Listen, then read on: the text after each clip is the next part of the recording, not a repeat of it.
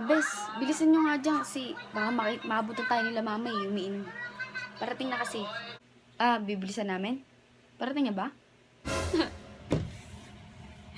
Hindi, bes. Papamadali ko ba kayo kung papunta pa lang? Alin ka ba? Saan ka ba galing planeta? Bes, pwede pera mo ng charger. Pakiabot lang. Dun oh.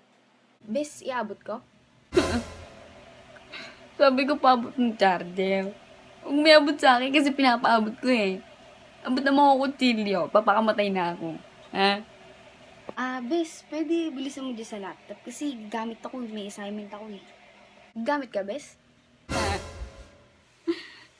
Hindi. Hindi ako gagamit. Kasi pinapamadali kita eh. Hindi ako gagamit. Wala kasi ako assignment na gagawin. Bakit ako naging best friend ha? Ha? Tingin kita dyan eh. Pum. Bes, pwede buksan mo yung pinto nyo. Nakala kasi dito sa baba eh. Bes, buksan ko? Hindi best. Huwag mo buksan. Kasi pumunta ako dito para dito matulog eh. Tangmi.